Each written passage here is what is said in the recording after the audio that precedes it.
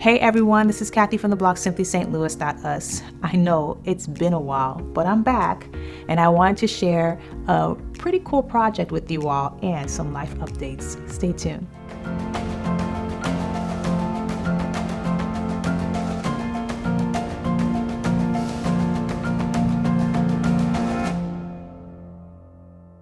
Now, as I mentioned before, I wanted to share with you a pretty cool project, and from the description of the video, you might have guessed what that would be.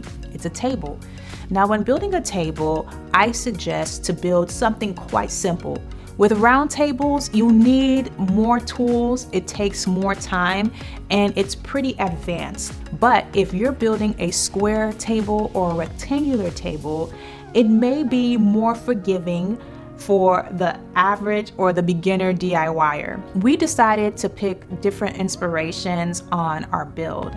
We looked at popular sites like Pottery Barn, All Modern, different sites that we like their particular style, and we wanted to mimic our table to look like theirs. Now, the first thing you want to do is measure your space. If you decide to build a rectangular or a square table, make sure that it will fit into your particular space.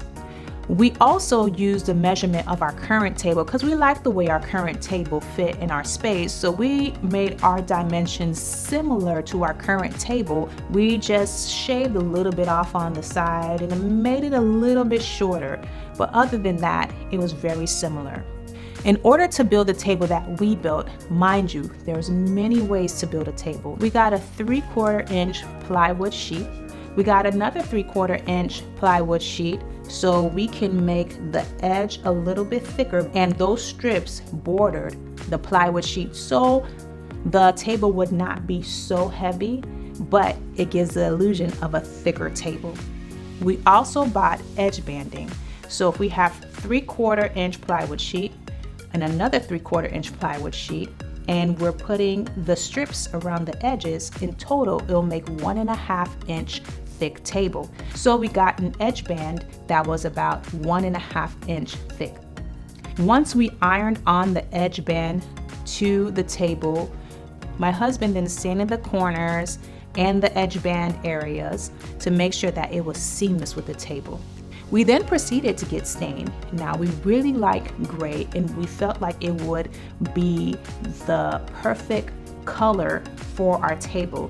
But we did play around with other stains, but we really wanted to stick with gray because one, there's not many gray tables out there, and two, it just went with our design.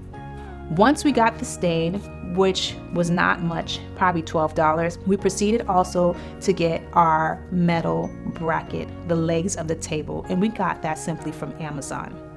We thought that spraying the poly coat would actually make it more seamless, but it didn't, in our opinion. So if we were to repeat this project again, we definitely would go with a polyacrylic or a top coat that can be brushed or rolled off. Once we finished that and everything looked good and dry to the touch, my husband then proceeded on to add the legs. Now, we wanted to definitely measure and make sure that when we add the legs, there was enough room for somebody to sit at the very end of the table, so the head and the foot of the table. There was no magic formula for this, we just measured it out. We didn't want the legs to be too far in the table, we didn't want it to be too far out from the table. So that's something that I don't have a magic formula for. It all depends on your style and your aesthetic. Once we put those legs in, that was it. The table was finished. It took us about 4 days to complete because we're working, there was drying time going on, and we had to make sure that we were happy with the final product. And now to the life updates. I'll keep it short and simple. Pretty much, we moved. We moved from Florida to North Carolina. It has always been a dream of ours to move, and we had the opportunity to do it, so we did it. We went for it. Now, you may be asking, well, what did you do with your home? Well, for our home in Florida, we still have it. What we did is that we listed it as a vacation rental property because we will be going back to Florida for visiting family, for vacation, or just to check on our property. And we were shocked and amazed at the results. It's been going really well, actually. And I cannot be thankful enough.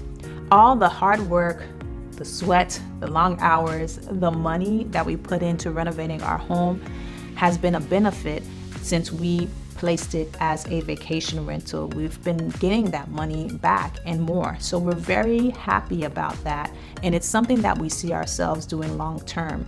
So our home right now is actually a vacation rental, and we're so excited to share our home with others who are visiting the area. So that's not the reason why I've been out for so long though. It's because with moving and being in a new environment and adapting to a new environment has been a lot. I got a new job, I'm in a new space, and it's been exciting but yet tiring. So I'm so happy now that I can come on here fresh and excited for what the new year has to give us for 2022. I am so happy that I'm back on the camera, back to blogging, and I'm hoping that this year will be exciting. I definitely want to bring more projects for you all, more money saving tips, anything I can do to be a help. So again, thank you for watching. I appreciate you all. I wish you all a very happy new year, and remember, live simply so you can simply live.